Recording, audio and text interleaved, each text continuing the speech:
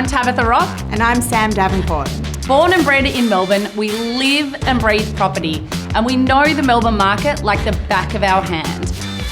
We've both been buying and selling real estate in Metro Melbourne for over 2 decades combined, and we've learned a few lessons along the way. All right, we are in the room with another real estate agent, but of a different kind. This time, Guy we're talking Naselli commercial. from NSL. Welcome to the podcast. We're very excited. You're our first commercial real estate agent. Hopefully the last. No. We like multi-opinions, okay? Fantastic. No, I can't wait to. Thanks for having me, ladies. Happy Friday. It's exciting to be here. Yeah, thanks for joining us because obviously we know the whole world of residential real estate. We're excited to learn more about commercial because I don't know, and we'll get into this, but we're finding so many more investors come into the Melbourne residential market, and we're interested to know whether that's translating into the commercial sector. But first of all, tell us a little bit about you, background, what got you into the game, how long have you been in it, where do you service? Yeah, all the fun stuff. So, it's the journey starting many years ago. Coming from a European background, I was never too far from concrete, real estate, property. So I was pretty blessed there. But my actual background's engineering. So I'm actually probably one of the few that actually made a decision to actually get into real estate as a dedicated career, as opposed to falling into it when we can't do anything else. So engineering background, I was lucky enough to then work for a boutique commercial. Before that, actually residential. So I've done a stint in the residential market. Loved it, but I wanted my weekends back. So that's when I got into commercial. And do you actually have your weekends back? Oh, the phone's always on. Yeah, exactly. Yeah. That's the thing. That was the perception, but you're right. It's an 8-day it's a week an job. 8-day-a-week job, isn't it? Yeah. So from residential, I worked in the inner north, in Coburg, Brunswick, as a resi agent. One of my weekends back, so got into commercial real estate in a boutique agency, and that was really good because you get to be hands-on in every facet of the business.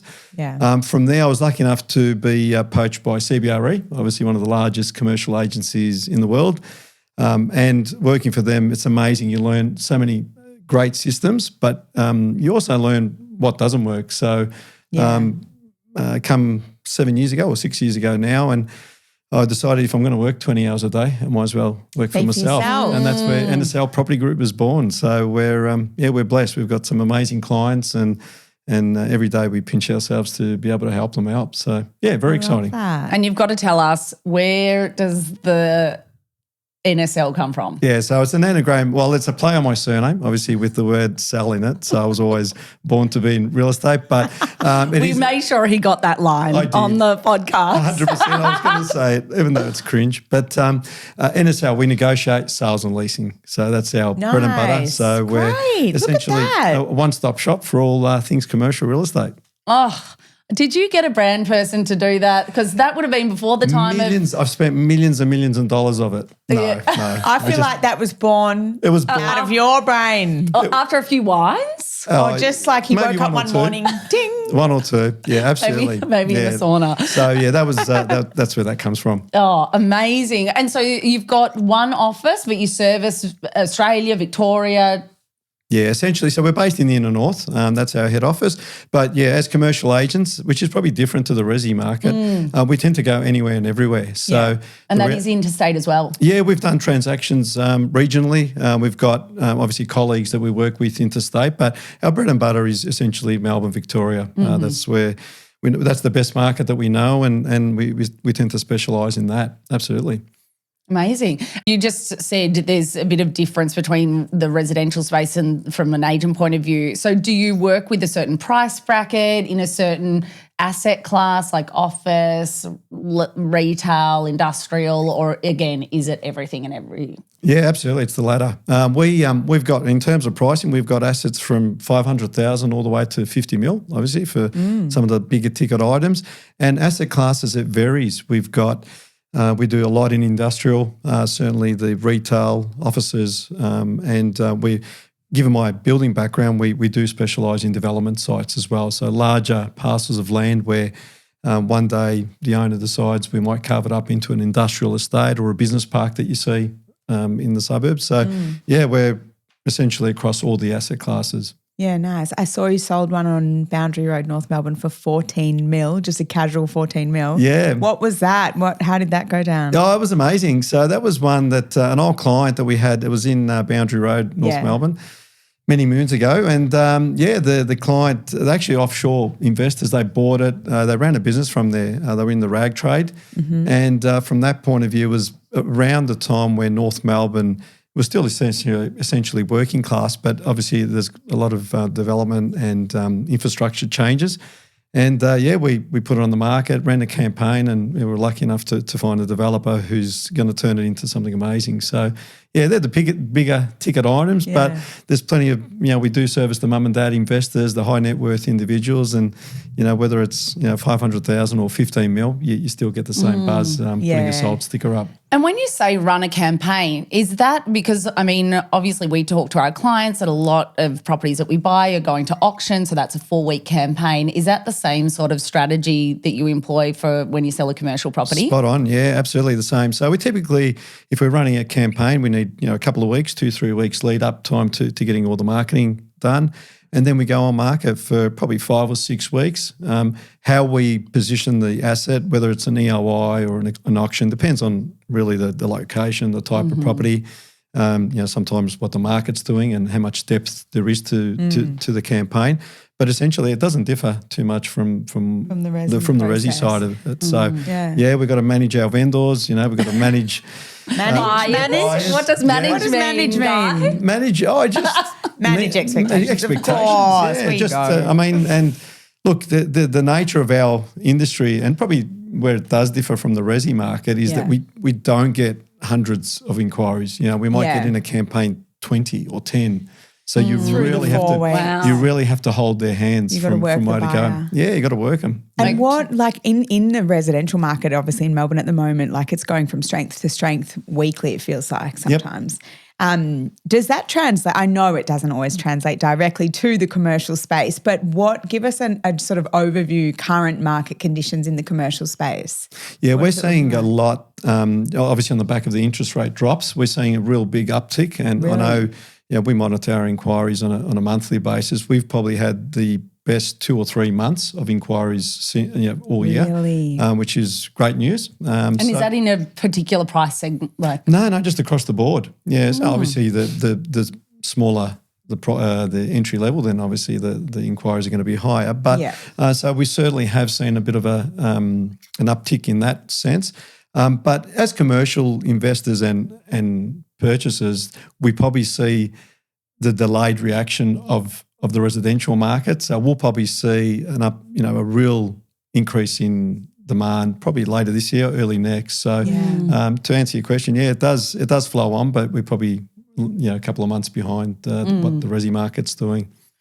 Oh my God, my pet peeve with the commercial space is no statement of information. I think we're so lucky in resi to be all the agents forced into disclosing a price.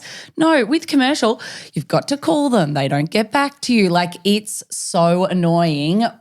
Do you think that should be brought in the commercial space? 100%. Yeah, look, it's one of those things, and it's quite interesting you say that. Many times the agents themselves don't know the prices of the properties. Look, there's certainly less data available from a commercial real estate point of view because there's just less transactions. If you do a search of any residential street, you'll find 5 or 6 comparables. In commercials, there just isn't that amount of transactions. So sometimes, and I know we've got a young guy in our team that does analysis and puts our submissions together and research, and he's always trawling through the data, bringing in other agents, valuers. So we've got a really good relationship with our valuers and we share a lot of information, but it means that we can always lean on them to say, hey, listen, we've just picked up a property in Prahran. Can you tell us, 4 or 5 recent sales? And it really is about that collaboration and sharing of information. So, And obviously so heavily weighted on what the current lease is as well. That's why that has so much pull on the value because there's not really that many. What other factors value a commercial property? Yeah, there's a couple. So certainly the land component is first and foremost, how big the building is. And there's a couple of ways of measuring that. You can have a gross lettable area or a total net lettable area. So the difference is, you take away the common amenities, bathrooms, toilets, things like that. And then you're right, Sam, the lease, if it is leased, that has a big impact on the final result, because you can have an international, a national tenant that's going to hold a lot more weight. Whereas if you've got a start-up, short-term lease, then all of a sudden that doesn't, it's not as appealing from that point of view. So certainly the lease that comes with the property has a big factor. And I mean, for people listening to this, I think it would be valuable to sort of work through what tips you would give them if they were looking to either expand their property portfolio into commercial. So what are the asset classes you would recommend for a first-time investor? What sort of price range? If I've got 500, is that worthwhile getting into commercial? If I've got 2 million, is that definitely, and then you'd go industrial, or just give us a bit of a... Yeah, look, it's interesting. So we're seeing, and to your point before about what we're seeing in the market, we're seeing so many first-time investors are probably gravitating from residential. On the back of some of the legislative changes, obviously, if you're a mum and dad investor that has owned the residential property, all of a sudden you've got to get, in audits, you've got to get your electrical audits, compliances. Yeah. We see so many that just put their hand up and say, you know what, Guy, it's just too hard to own a resi property. Find me a warehouse in the back streets. It's 4 walls, it's concrete, it's a roof. There's not much. There's a toilet somewhere in the back. As long as there's a toilet in the back. And I don't even have to pay my land tax, right? The tenant pays the land tax. Spot on. A lot of the outgoings are paid by the tenant. So just that alone. And then look, the people we're seeing them get into the market at 500,000. From a location point of view, I always talk about the city fringe is always bulletproof and no different to the resi market. So anything really 2 to 10 Ks out of the CBD, you just can't go wrong. And what would be like an expected rental yield on something of, a $500,000 purchase price on the fringe? Yeah, so we've got some assets now that are, you can buy in at 600,000, 650 and returning probably 30, 35,000. So that's about a 5% yield. Right, and that's net. So excluding your outgoings, your council rates, water rates, insurance. So by the time you finish, it's a pretty good return. I mean, I don't know what the yields are in resi. Definitely not that high. Is it 2 or 3%? Yeah, exactly, 2 or 3%. On something that's going to have capital growth. So then that's the next question is what then on this same, we're thinking of this property, this $650,000 property on the city fringe returning about 5%, 4-5%. What would a potential capital growth be, if they were to hold it for, obviously looking into the future, but if you look back the last 5 years? Yeah, so it's interesting. So this particular project that we're talking about, we sold off the plan. So these are industrial units. So they were probably at about 550, 600 only 12 months ago, 18 months ago. So we've seen an uptick even by the time the owners have settled and the properties are built. So I don't know, is that 10%?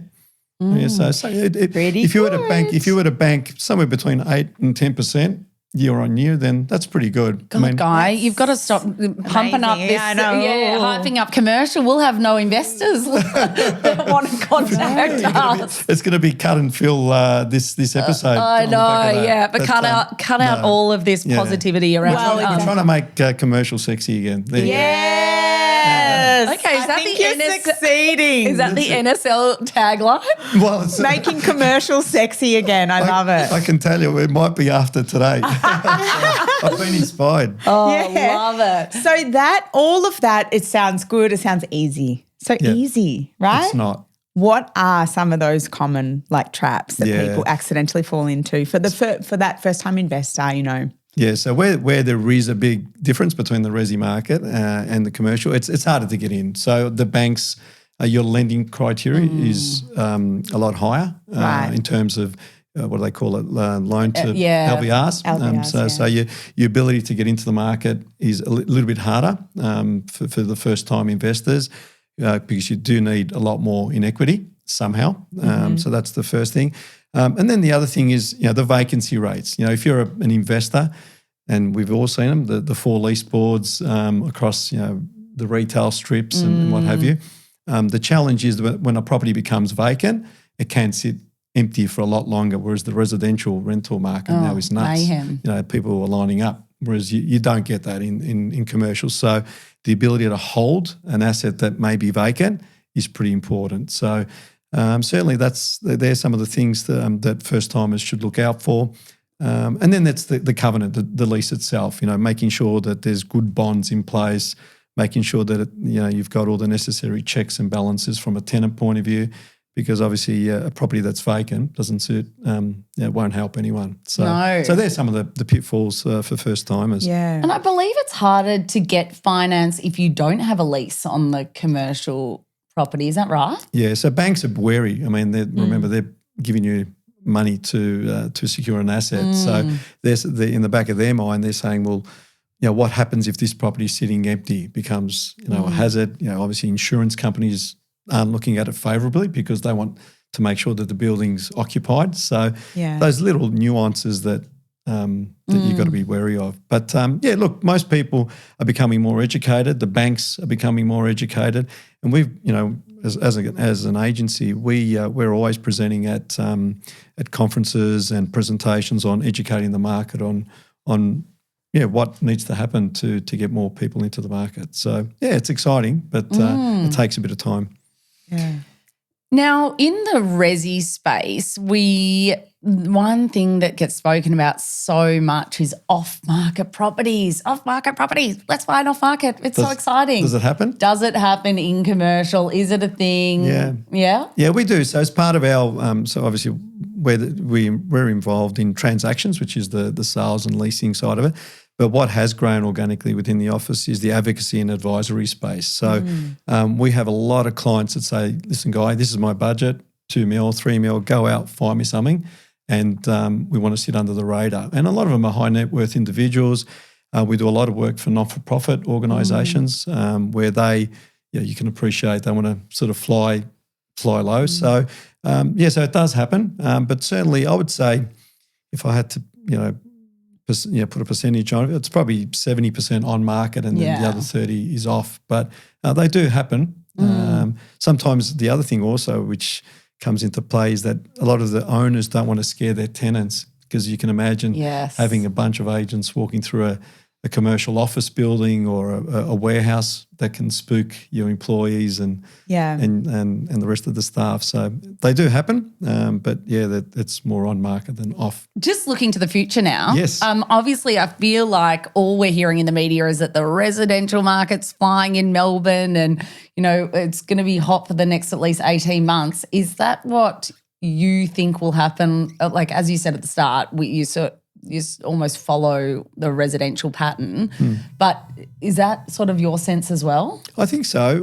Look, I'm certainly no economist, but the feedback we're getting on the streets is that as long as that obviously the interest rates are heading in the right direction, people just want to be able to transact with confidence. And as human beings, we hate change. So if things are just left as is and people are ticking over, then, you go to a barbecue on the weekend and your mate's bought a warehouse or someone's buying a shop, then that in itself gives you a bit of confidence. So I think over the next 12, 18 months, I think we're going to be okay is the short answer. I don't know whether we're going to get to the heights of, what was it, 21, 22, where people were buying properties unseen. That was nuts. Oh, God. That's happening now. Is it really? Oh, yeah. That's We're gonna back with a vengeance. We're going to do a podcast on that and just why that is. Just in certain pockets, but. Really? Yeah. That's amazing. Interstate advocates. Yeah, interstate advocates just buying over the phone.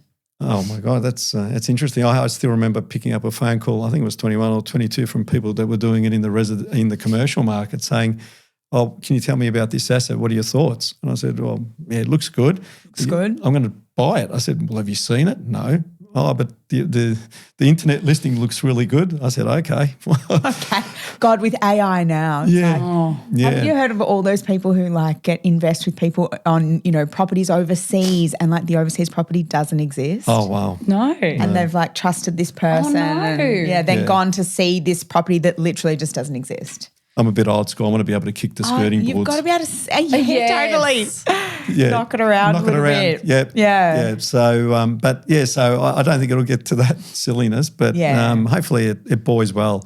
We often tell our clients one of the key factors of how we do what we do so well is our relationship with the agents that we work with. I mean, I think when we think about commercial real estate, we think it's just dollars and just 1 + 1 = 2, and if it doesn't equal 2, but is it really always the case with commercial, or is it a bit relationship based and it is good to get in with the agent and yes, and yes. Yeah, absolutely. Be buddies with them. We've got a bit of a mantra. I mean, high touch will beat high tech every time. It's no different to any business, and obviously the residential market are probably leaders in this, but you cannot sit behind a phone or behind an email expecting to do transactions. So all of our staff, we're always on the phones. It's a relationship-based transaction, and more so, some of the big ticket items. Yeah. You're not just going to. It's very rare that someone picks up the phone and says, "Thanks, Guy, I want to buy that. Can you send me a contract?" You got to understand the business. So we do deep dives into what their requirements are, and going back to the point where we don't get 100 phone calls on a campaign. We may get 20 or 10. So there's a saying that you stick with them until they buy or die, meaning that but the point being, okay, that's the next slogan. But the point being is we need to know what they're after. Yes. And if it's not this property, we'll find them You'll something. find something else. Because they're a buyer and you need them. You want to keep them around because they're sort of a little bit fewer and further between, right? Well, absolutely. So we really, sometimes as agents, we actually feel entrenched in their businesses because you get to know what works for them. So when obviously locations, budget and the usual things are important, but certainly some of the little things about transport, especially if it's warehousing, what works for them from a business point of view. So sometimes we feel like we're involved in 10 or 20 businesses at the same time. So it certainly is a relationship-based transaction. Okay, that's good to know because Sam and I are actually looking for a new prop culture headquarters, which is very exciting. And, we went to a few properties recently and we're like, okay, when do we get the building and pest inspection? And is that a thing? Yeah. Like, do people get building and pest still on commercial properties or? They do. But it's probably to a lesser extent because people, do you look like a novice if you're ordering a building and pest inspection? No, there's certainly there's room for that as well. It just means you're being extra thorough. Right. But due diligence is key. Oh, I love it, the due diligence. But certainly, look, most people can, what you see is what you get with commercial property. But you do need to, it's probably some of the stuff that you don't see. So making sure that the zoning's correct. Yeah. Making sure that there hasn't been any encumbrances or any heritage, same sort of things. Because if you one day want to develop it, you don't want to be sort of fighting the local authorities on what you can or can't do. So certainly it's what you see, but it's also doing some homework, behind the scenes of what can or can't be done with an asset. Yeah, they're much more inclined to take property to market like warts and all, aren't they? With commercial. They're not hiding anything. It's all very out there in the open. It's interesting you say that. So coming from a residential background where you've got to bake the bread and yes, totally. The coffee roasting. Yes, and the biscuits and what have you. And the fire roaring. Our advice to some of the owners are just leave it. Do not touch it. Don't do anything. Because if the moment you start doing that, you're actually trying to hide something. So, you're better off just saying, look, what you see is what you get. And buyers appreciate that as well. Yeah. They can sort of see past the shush. I think that's going to start happening more and more in the residential space because buyers are getting these building and pest inspections and then finding out all this sort of hidden detail. But also, though, that it's just costing the vendor, the entrance level is far too high. They just, they just can't afford it. I mean, on a regular small property now, it's like $15,000 for pre-sale, basic pre-sale works. Wow. And then advertising at $10,000. So for, the regular Joe who just doesn't have that, you've got to have that cash there ready to pay them especially before the you pre-sale sell. works. The advertising now can go on like a, credit card, pay now, buy later, pay whatever. later. Yeah, that's right. Yeah, we know where you're coming from. Yeah. But I wonder how much does it actually affect the end result? When it does. That's the problem. Yeah. It's you get it back threefold. Yeah. But it's who's got 4 months of, because obviously settlement could be 30 days. And it's just a barrier for entry for people to sell. Yeah, that's a fair point. just strange one that popped into my head.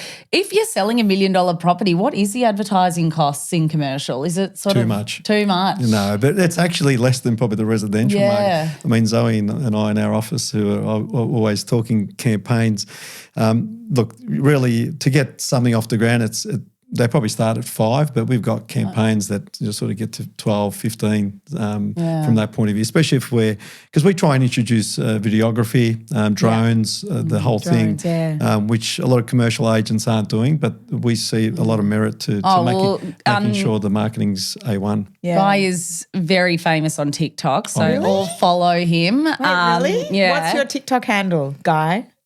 I think NSL. NSL Property Group. I think it's just my name, or NSL Property Group. But that's good. You're doing it differently because we actually spoke to one residential real estate agent, and one of his vendors is spending $10,000 a week on a day Wow. on Meta ads for his 7 days. $5 million property. Yes. But it's quite like, why aren't commercial because I think your buyer pool is like not bound by states or countries. Interestingly, though, Guy, for this person who's spent all that money on that property, they have had 100 people through the campaign to date. Amazing figures, amazing numbers. They have 3 buyers interested. Where are the buyers from? Around the bloody corner, mate. But that's residential. That's I know, but it's just interesting because Where they come from. But you want them to feel the support of the other 97 people behind them thinking, oh God, I've got to fight for this. I've got to increase, that's the whole point of it really. But absolutely. And look, we're blessed from an agency point of view that we study the marketing, we study trends, and it's interesting. We see so many agents, commercial agents that are literally taking photos from the car. You see this. You see the side mirror in the background, just from their iPhone.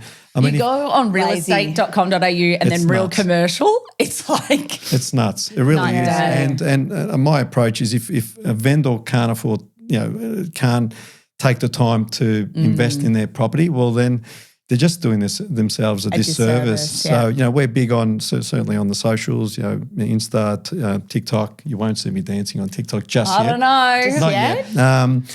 Facebook, LinkedIn, we're big. So we just, and it's interesting when you're talking to the buyers, where did you see us? Some of them said, oh, look, I actually don't know, but you just popped up in our feed somewhere. So the two or three mediums actually talk to one another in the sense of where your final result's going to come from. So it's a 1%er, but I think it's very important. Oh, good on you, doing things differently. Well, I think it's come to that time, Sam. Do you want to lead Guy into our F, marry, kill famous segment of the podcast? F, marry, kill. Have you heard what this is? Yes. Yes. You understand the concept. I do. Long-term I was going to listener? say, long-term listener, first-time caller. No. But no, go for it. I'm happy. I'm nervous, but I'm happy to answer. You'll be fine. You'll be fine. I think you know exactly what you want to say about everything. No, I don't. So you have $2 million to spend and you want to buy a commercial property, office space, retail, industrial. F, marry, kill. Okay. $2 million. $2 million. City Fringe. We need one of those clocks, tick, tick, tick. Yeah. Thinking time. Post-production. So the marry would be industrial. Ooh, Yeah, I love that. because That's I what I reckon- bought for people in the past. I reckon it's one that it's a keeper. It's a long term. Like you hold hands and you walk off into the sunset. Oh, you give them a little That's forehead really kiss. Yeah, glorious. I think- even in Thomastown Industrial. Absolutely. That's where the magic happens. No. Whoa. But it's certainly, so it's a keeper. So you certainly go industrial, Industrial. for marry. What's the next one? Retail or office space. $2 million budget. Office is on the nose at the moment. Office is on the nose. So the reality is as long as you have Wi-Fi and you have a laptop, you can work from anywhere in the world. So That's a good the need takeaway. for people to sit in an office has become less and less. It is changing, especially within the city fringe. So the market's changing there. But you can run a business from McDonald's as long as you've got Wi-Fi and a laptop. Amen. And And then you've got a tasty burger to chomp on. Absolutely. Maybe a fillet of fish or something like that. Oh, filet, a People fillet. do the fillets? That used No. to be my mum's order. I great. remember it vividly.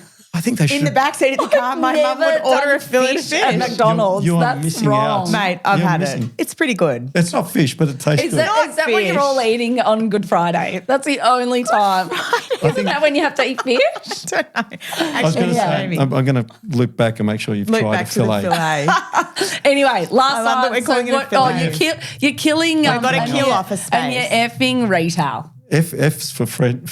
Friendship, obviously. Friendship, a consistent friendship. One night. I knew that was. I was asking on behalf of a friend. But that's Ah, what F was. yeah. It's got to be retail, and I'll tell you why. So our office is an old butcher shop, but we've converted it into an amazing space.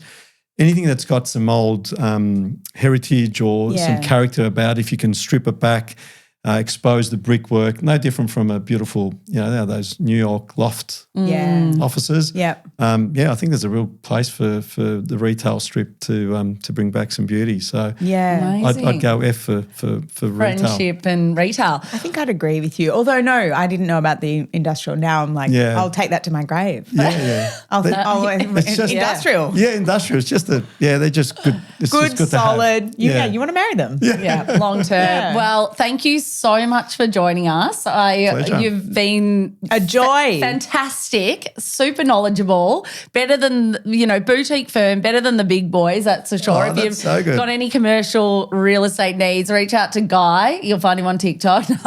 Yes. And really some great insights today. Thank you. It's been so much fun, and keep up the amazing work, ladies. Thank you, Guy.